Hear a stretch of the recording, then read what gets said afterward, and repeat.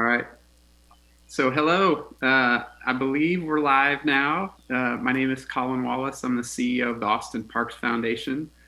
Thanks for joining us today.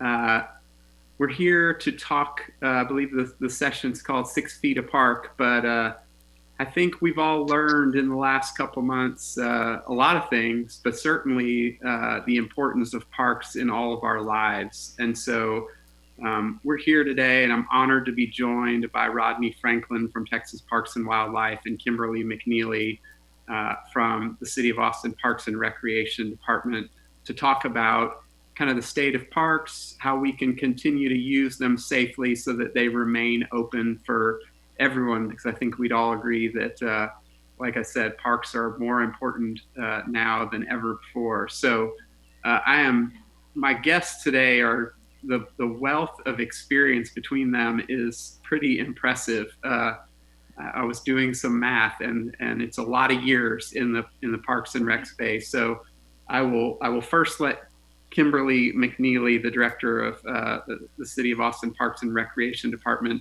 just sort of give a quick background on her and the organization that she runs. Hi, my name's Kimberly McNeely, as as Colin told you, and I work for the Austin Parks and Recreation Department. I serve as their director. We have about 300 parks, 20,000 acres of land, 200 miles of trail, and through this entire event, it has become overwhelmingly apparent that the Parks Department and the park system, and that includes everyone, not just Austin, is very much loved by the community and very much used by the community. And I believe that although we are not necessarily considered an essential service in the bigger picture, that it's certainly essential for many people to be able to use the system for their mental health, for their own physical health, and then also, for some spiritual health also. And so I'm honored and proud to be a part of a department that can provide that relief to so many individuals. And I hope today I can talk a little bit about how we can continue to do that safely and perhaps learn a few things from my colleagues about how I might be able to implement ways in which people will better be able to enjoy our park system in this time. Thanks for inviting me, Colin. Yeah, thanks for being here, and just having worked really closely with your department for a long time now. You guys do an amazing job. You have a huge team and a huge asset under your belt that we're all very proud to have. And Rodney, I'll push it over to you. And I think by my count, you've now been at Texas Parks and Wildlife for pretty close to 30 years. And when you give your background, make sure you tell everyone where Powderly, Texas is. Well, thank you, Colin. I appreciate that. It sounds like you've been talking to a few of my colleagues. Yes, I started with Texas Parks and Wildlife and state parks when I was in high school. So it has been nearly 30 years that I've been working for this fantastic organization that connects people to the outdoors and connects people to outdoor recreation, gives them an outlet and an opportunity to enjoy nature and enjoy wildlife. And certainly I've been fortunate to work with over 1,300 employees, starting out as a seasonal worker and a superintendent, regional director, and then deputy director before becoming the director about 2 years ago. So very fortunate. And one thing I've learned over those years is that people are very passionate about parks. People love getting outside and they love getting outdoors. And this has been a different few months for us, for sure, where we've had to challenge ourselves to develop new ways to connect people to outdoor recreation safely and responsibly. So learning from our partners across the United States on things that are going on, but certainly glad to be here and talk about state parks, one of my favorite topics. So thank you for having me, Colin. Yeah, and I'll sort of jump right in, Rodney, and I'd sort of ask you in terms of kind of safety protocol and practices. What are you seeing out there as kind of best practices when it comes to sort of enjoying parks and keeping yourself and others safe? Well, I think it's important, and one thing we've kind of latched on to, Colin, is the advice of medical experts across the country and in this great state of Texas. Just listening to the best practices with regard to educating our staff and educating our visitors about hand washing techniques and the frequency of hand washing, having cleaning supplies readily available, as well as hand sanitizer, and then educating our staff on the importance of social and physical distancing, as well as encouraging that from our visitors.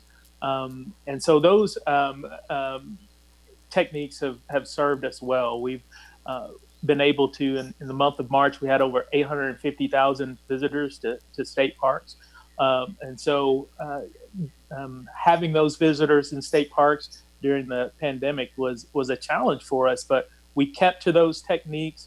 Our staff is modeling good behavior by wearing face covering, and then we're encouraging visitors to do that as well, to wear those face coverings. So all of those things combined, in addition to a lot more, where we're making some operational changes to encourage social distancing. So some capacity limits and things like that. And we've had to make some tough decisions too, Colin, with regard to access, but it was all in the name of keeping our visitors and our staff safe. Yeah, thanks. And I think, Kimberly, I'd ask you the same question. It sounds like you guys are sort of in the same space. Be curious to hear your experience in that regard as well. Yeah, I think that Rodney, with Texas Parks and Wildlife and the Austin Parks and Recreation Department, that we followed some of the same guidelines that he was able to explain. We try very hard as a department to message that through, social media, through signage within the park system that, shows pictures of what appropriate social distancing looks like, shows pictures of folks wearing masks, and in very simple language helps people understand why that might be an important or an option for individuals to adhere to while they're in the park system to keep them safe. We've tried to provide individuals an opportunity to learn about other parks within our park system, because of course there's some of those iconic places that people are absolutely aware of, but we have lesser known parks that are equally as beautiful.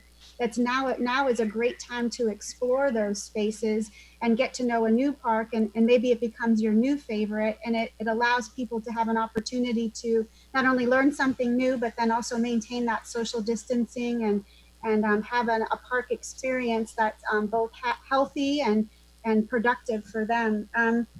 We've tried flyers to help educate individuals, and I want to just reiterate what Rodney said, is that we also ask our staff to model all of those behaviors so that people understand when our park rangers are out and about in the park spaces, they're trying very hard to model and to provide education and answer questions about why are some of these rules and regulations in place, and what's in it for the park patron. Why will that be something that will help the park patron better enjoy their experience? Well, just a huge thanks to both of you from, really everyone, but I know certainly in both your organizations, the frontline employees that are out there enforcing these, changes and keeping parks open and bathrooms open and doing all the work that is required that the public can enjoy these spaces. I don't think I've ever appreciated sort of frontline staff as much as I do now. So, on behalf of everyone, thanks to both of you. Kimberly, you had a pretty infamous incident a few weeks ago in terms of enforcement. But Rodney, I'd sort of throw that question to you in terms of, what have you seen, or how have you guys gone about enforcing these changes that have happened pretty rapidly in a pretty complicated environment where a lot of times people just don't even know what it is they're supposed to be doing or what has changed. I'd be curious to know how y'all handle enforcement. Well, I think it starts, Colin, with just like Kimberly said, and for us, it starts with education. We want to inform the public. We use every media that we we have at our disposal, whether it be on the ground or also social media, like Kimberly mentioned, and some of our messaging through that aspect has been helpful for us, and just encouraging folks to comply and inform them of why these rules are in place, and visiting with them on site, and then also just modeling that behavior as well. What we found, Colin, is that a lot of people, this pandemic has been hard on everyone. And folks do want to get outside, and they do want to do some things that they really cannot do right now. So when you have that, sometimes patience runs a little thin. And so we have to, our staff is doing a fantastic job just being patient and explaining to people even when they're upset. So that's the one thing I'd like everybody to keep in mind, is that we're going to get through this at the on the other side, and we will be back to operating state parks like we have before, at least in some aspect. It may be a little bit different. So for the most part, we just try to continue to educate people and let folks know, and be patient with them, and ask that they are patient with us. Yeah, and I think, it's great to hear. And, I would just say to everybody out there listening, I think, as I said earlier, I think all of the staff at both of your organizations is really doing everything in their power to make sure these spaces stay open and usable for everyone. And, keeping that in mind when you go out there to the park or, wherever it may be, goes a long way. So, I think part of the reason, certainly I've seen anecdotally, that we've seen such a high usage is because this pandemic came at a really fantastic time of year in Austin, Texas. But as you both know, if you've been outside today, we're about to be in this little time called summer. And I'm curious, you both have pretty significant summer programming, and I'll ask Kimberly first. What can we expect for summer in the city of Austin parks? So the Parks and Recreation Department works very closely with the health authorities in Travis County and with the Austin Public Health Department.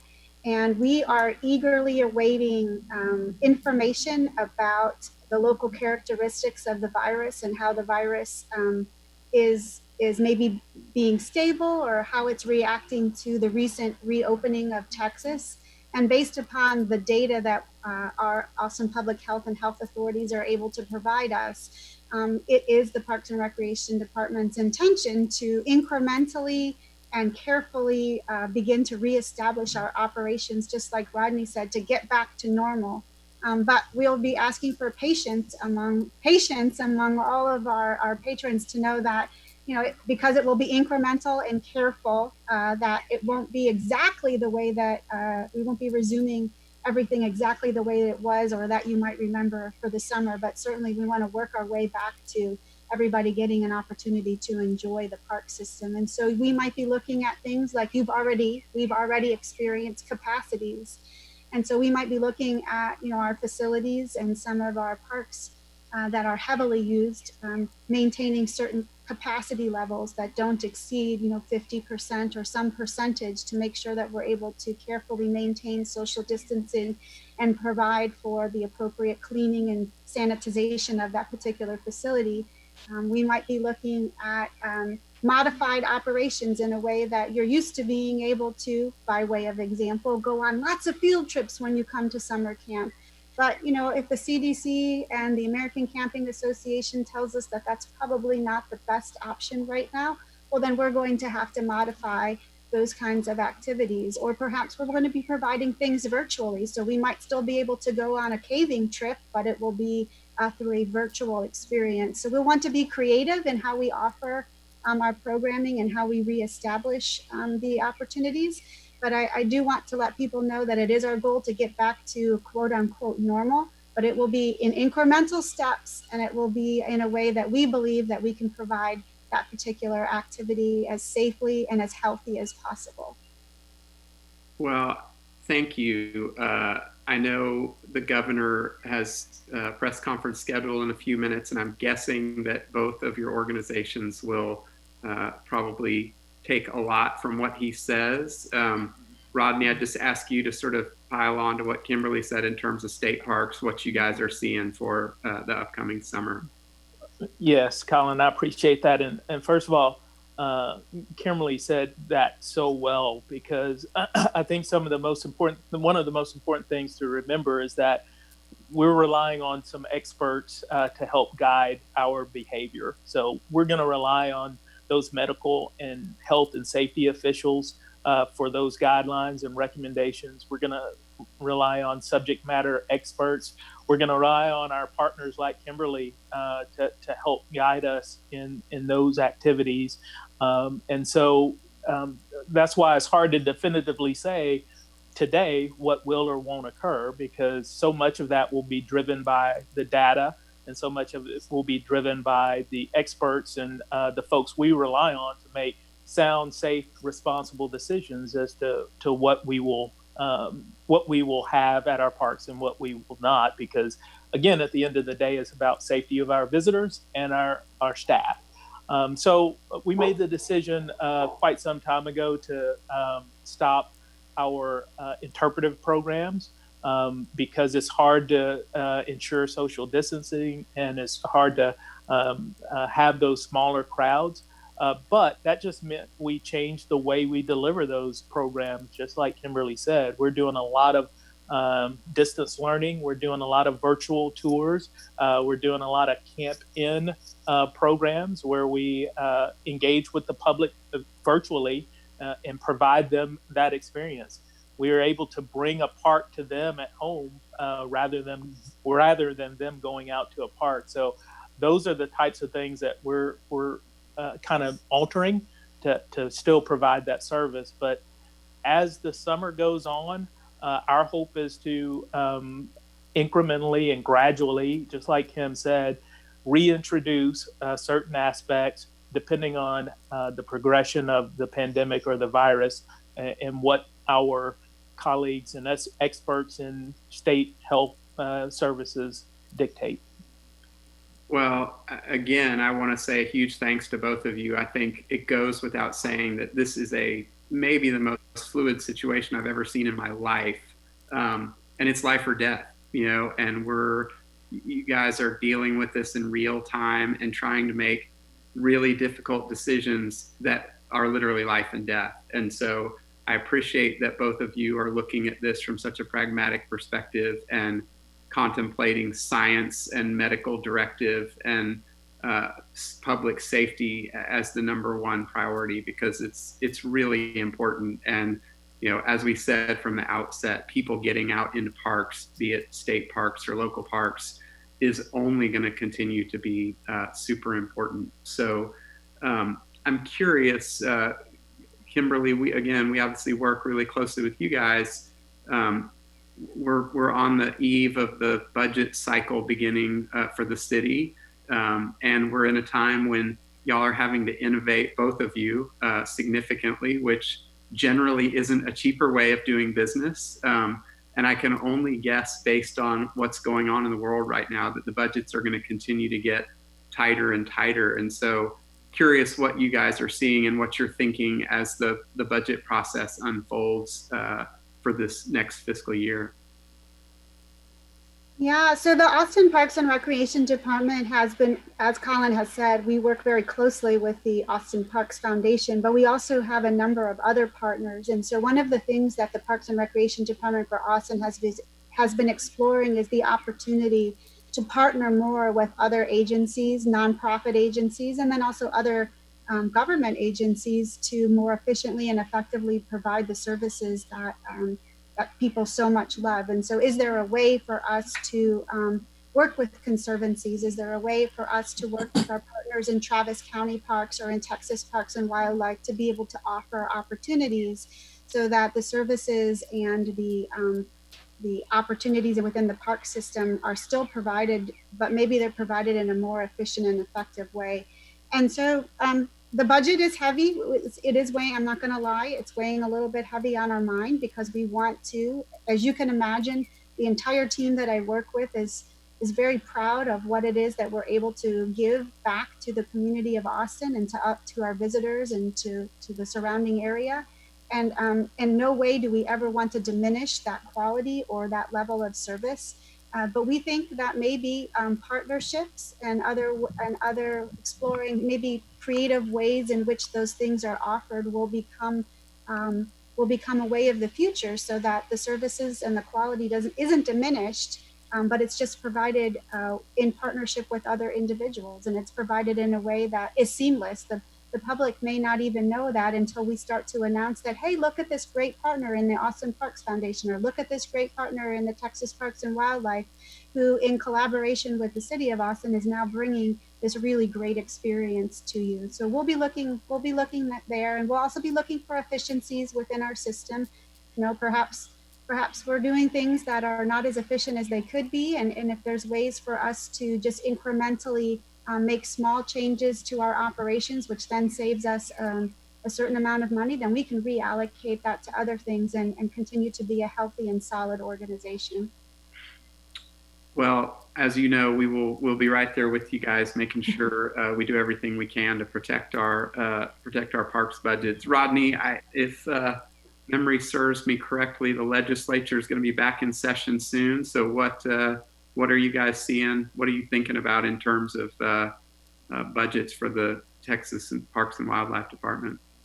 Well, certainly, Colin, we're starting to think about that and trying to, just like Kimberly said, really take a look at our finances right now and make sure that we have everything in place to ensure public safety. And then moving forward, we're just gonna. It's really a little too early to tell what the full impact is going to be, but certainly we're starting to look really hard at things and make sure that we have some measures in place that can allow us to be as efficient as possible, and also leverage other opportunities with partners and grants and other sources of funding as they become available. We're certainly going to try to take advantage of every aspect of that we can as well, just moving forward, just because that's the prudent thing to do. And then as far as the impact on the budget, we'll see how that shakes out and keep an eye on it. But rest assured, we will do everything we can to make sure that we don't compromise visitor safety and public safety, and also access to the outdoors, because it is definitely true that Texas needs outdoor nature now more than ever. So we're going to continue to try to provide that in every way possible. So, I think the Austin Parks Foundation, our focus from the very beginning was really leveraging volunteers into parks. And that's kind of been the DNA of what we've done for a long time, 30 years now. And I obviously work closely with Kimberly, but I'm curious sort of how you're seeing volunteerism in state parks and what you see as the future, both sort of short and long term there in terms of volunteers. Well, certainly, Colin, State Parks has a strong and robust park host program. We not completely, but we rely so heavily on our volunteers across the state that provide services from interpretive programs to maintenance. We have some very skilled folks that come to us as park hosts, but even administratively and in a customer service capacity, we rely on our park hosts and volunteers and partners. We have so many programs that without those, we really would not be able to function. So many of our volunteers help us maintain and operate our state parks. So it's a critical service that they provide for us. So for us, we're going to continue to try to leverage that side of our operation. We're going to continue to try to do some outreach and look for folks that are willing to volunteer and willing to help. We have found that even through this pandemic, while we had a few less volunteers than we normally have for a variety of reasons, we had a lot of volunteers that were key and instrumental in continue to serve the public and continue to allow access or keep parks open. So they were very critical, and they will continue to be critical. So we're going to reach out and make sure that people know about the opportunities that exist in our park host program and some of our other volunteer programs, other ways that folks can contribute. And we're going to try to leverage that to the largest extent possible. Kimberly, I'd throw it to you on this, just the subject of volunteerism as well. What are you seeing? What are you guys thinking in terms of how volunteerism plays a role in the Parks Department moving forward? So just like Rodney said, we have a pretty strong volunteer base that is already helping us coaching children in youth sports. They're serving as docents. You know how strong the Adopt a Park program is that the Austin Parks Foundation has helped foster, and how those individuals who are part of that come out and participate in regular cleanups and regular beautifications of our parks. And so we'll be continuing to do all of that. If I could just take a moment, I know that this might not specifically answer the question, but I do want to take a moment to let our community know that there are a number of volunteers that even through this pandemic and through this COVID event, who are helping some of our most vulnerable populations with food distribution. And they're doing that through the Parks and Recreation Department and through the City of Austin. Food distribution to families who may need that, food distribution to our senior citizens who are not able to get out because they are considered a vulnerable population, especially in this time. And then also food distribution to individuals experiencing homelessness, and providing services such as being meal runners to those individuals who are perhaps staying in protective spaces because they're quarantining from this pandemic. And without those volunteers, the City of Austin wouldn't be able to provide some of our most vulnerable populations and much needed service. And so I guess what I'm saying is that not only do our volunteers come out for the everyday park stuff, but they also step up in the situation where we're having a crisis, and they're still willing to continue to help the park system and people who utilize the park system, but just in a completely different way during the event. And I'm very thankful to all those individuals. Yeah, that's well said. I think I've never appreciated volunteers more than right now. And it's good to hear from both of you, and hopefully the folks at home are hearing that, volunteers are really important. People rely on them, and there are a lot of opportunities. So I'd highly encourage folks to continue that volunteer spirit. It's important for all of us. I would just ask kind of to give, and Rodney, I'll start with you. In terms of amenities, I know camping is a big one for you. Hunting is obviously on the horizon in state parks. Sort of what's the current state?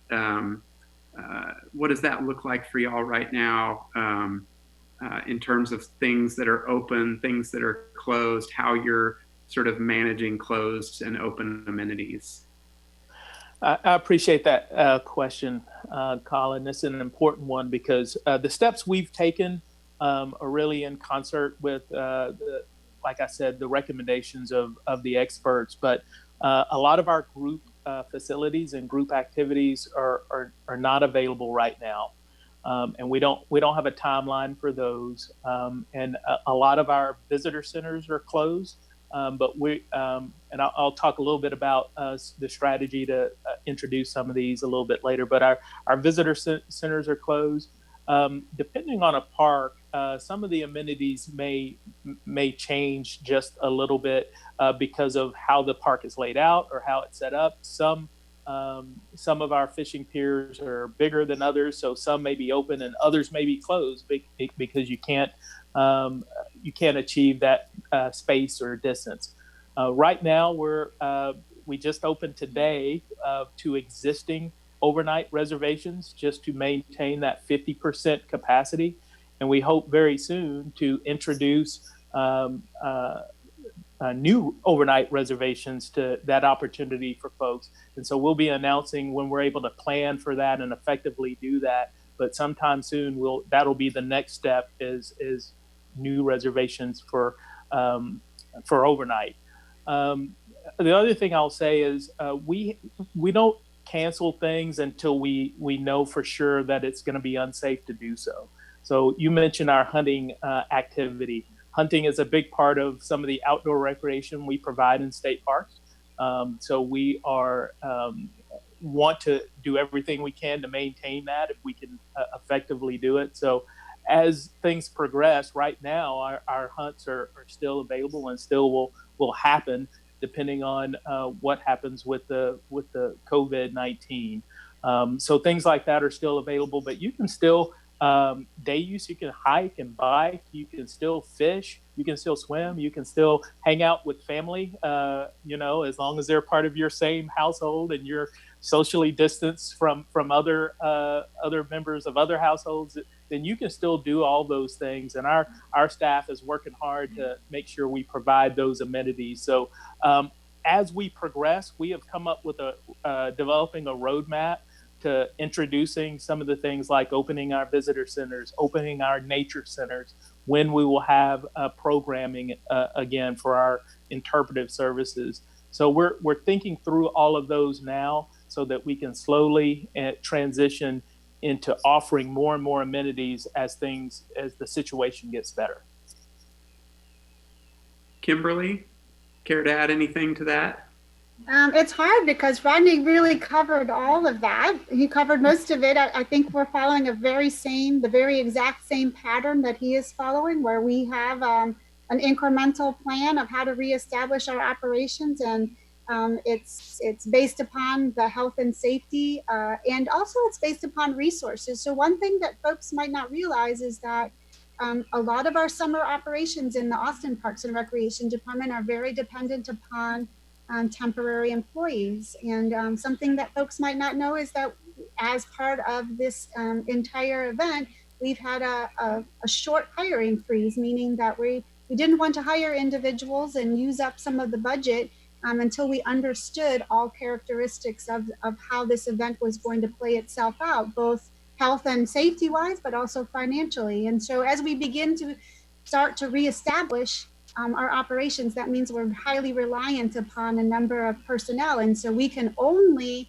offer our programs and services based upon the number of personnel that we currently have, or however quickly we can rehire or hire additional staff members. And so just to make everybody aware, we want to reestablish things. We want to do it, just like Rodney said, in a safe and healthy manner. And we also have to have the appropriate personnel to be able to do that. And so just know that as we make those decisions, we're also making those decisions based upon how many personnel are there available to provide that service in a way that will be most conducive to the quality of the service and then to the health of the service. And it's pretty much, Rodney covered the entire thing. I just wanted to add that one piece about personnel, because I know we're all eager to get back out there, but we forget that there's real live people behind the scenes or even directly providing the program that may or may not exist at this point in time, but will exist in the near future, but it will take a little time to get them on board. Yeah, that's a great point, Kimberly. Can I jump in real quick? Please do. That is a fantastic point, Kimberly, and I'm glad you said that, because you're 1,000% correct.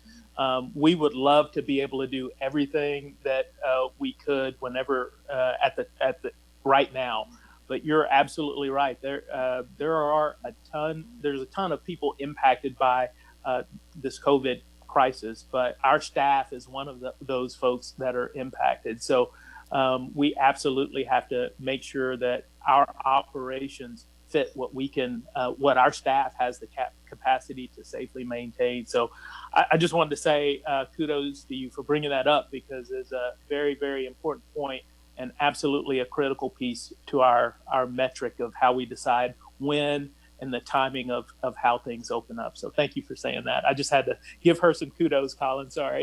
No, I appreciate it.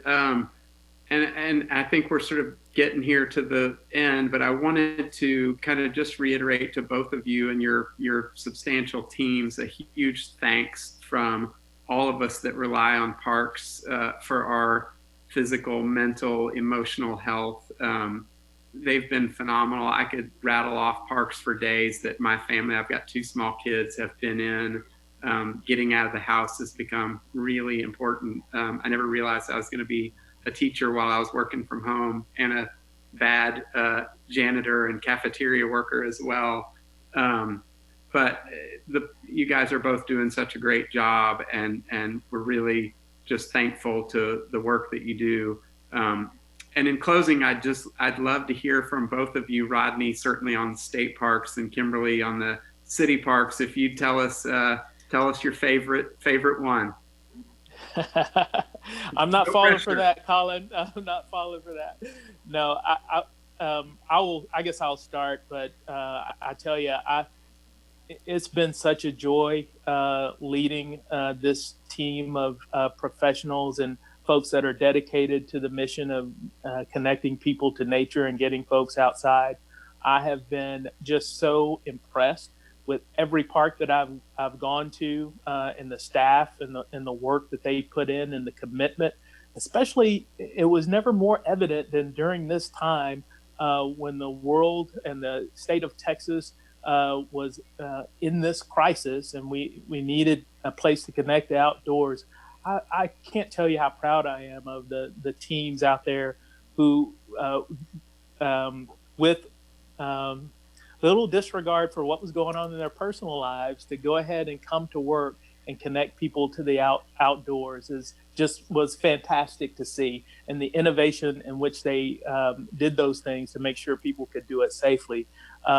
So all of the parks in Texas are my favorite. I will tell you that I do have an affinity for some of the parks that I've worked at for so long. So I know where all the nooks and crannies are at Lake Bob Sandlin State Park, and I know where all the nooks and crannies are at Cooper Lake State Park. But the beautiful thing about Texas is, like, it truly is, depending on where you go in the state, there's beauty to be found, and it's diversity to be found that is like no other part of the state. West Texas is different than East Texas, and the coast is different than the Panhandle. So I will tell you, all of the parks in Texas have something unique and something to offer. So I would just encourage everyone to find what they love the most, and find the park they love the most, and enjoy life, because life's better outside. Well, that's a diplomatic answer, and I'd expect nothing less from you. I'm going to give you a plug for, I spent many a time back in the day, and I wish I could be there today, because it's the most amazing social distancing place you've ever been, which is Big Bend State Park. Yeah. Most people only know the national park. I think the state park is some 300 or 400,000 acres, and I don't know that other than the park ranger, I've never seen another person out there. So beautiful place. I'd highly encourage folks to get out there if they ever have the chance. Kimberly, how about you? Are you going to give an equally diplomatic answer, or do you have a favorite city park? I have a favorite city amenity, and that would be any of our trail systems. And so I have many dogs, 4 of them, and they all like to be outside with me. And so one of my favorite places to go within the park system, and it's not just unique to a city of Austin. I also go on trails in the state park system. Dogs on leash, just so everybody knows, unless it's not allowed. I just want everyone to know. But I love to hike with them, and I've used just about every trail in the Austin park system, and many trails in the Texas park system. And so that's my favorite amenity. And I would like to just echo what Rodney said, is that no matter what it is that you like to do, that's considered a leisure activity, be it outside, be it inside, be it art-based, be it nature-based, the park system is a place where we create community, and it's an opportunity for people who are like-minded to come together and celebrate the thing that they love, or it's an opportunity for people to diversify their interests and to learn about other people and learn about other cultures and other spaces in nature. And so one of the best things that I love about the Austin park system, and any park system really, is that opportunity to create community among those who are out and about in that space, willing to learn or willing to share. And so diplomatic, I hope, but I was a little more specific, right? I love trails. Again, a quick story. I've told Kimberly this, but I live close to Morris Williams Golf Course, and after this broke out, it was closed. So that, and I'm a runner. I thought, what a great time to go run on the golf course. And I'm an early bird. I wake up really early in the morning. And I went and ran on it. And of course, her team was out there mowing, because you have to keep mowing golf courses. And people were illegally playing golf, as they, I'm sure, continue to do throughout. And the folks on her team that were mowing would stop and let these people play golf while they're out there trying to do their job, even though they're doing it illegally. And it's just, it's pretty incredible. So again, just a huge thanks to both of you. You both do such a breadth of things across the park spectrum, and we are thankful for what you do. I'm super thankful to both of you for being here today, just to talk a little bit about what's going on. Keep up the great work. Good luck with the summer decisions. I know they're tough, but we're relying on you, and we're very thankful for the work you're doing. So thanks.